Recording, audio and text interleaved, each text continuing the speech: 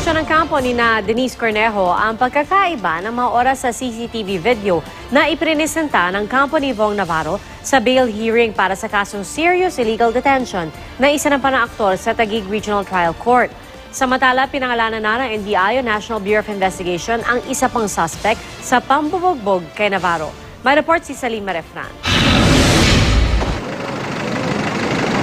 Nagangiti sina Cedric Lee at Zimmer Ras nang dumating sa Taguig RTC para sa pagpapatuloy ng petition for bail hearing kaugnay ng kasong serious illegal detention na sinampa ng actor TV host na si Vong Navarro.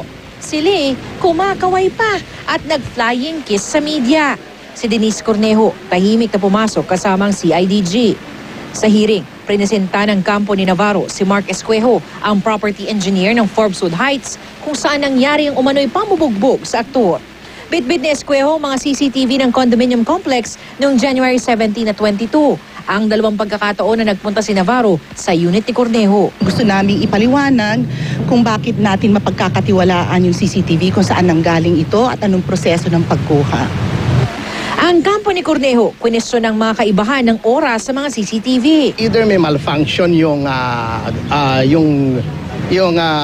digital video recorder o yung DVR, or may splice. Hindi pinapakita yung buong pangyayari noong gabing yon. Kinumpirma na rin ng NBI ang pagkakakilanlan sa isa pang suspect sa pamumugbog sa aktor, si Edgardo Sampana, bodyguard ng kaibigan ni Jed Fernandez. Si Sampana ang nakitang kasama ni Ra sa CCTV na umakyat sa unit ni Cornejo kalahating oras bago dumating si Navarro noong January 22.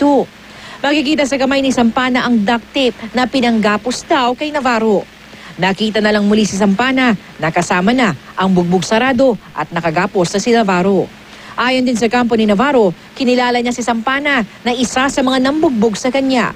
Pinaghahanap pa ang iba pang akusado sa kaso na sina Fernandez at Ferdinand Guerrero. Salima Refran, GMA News.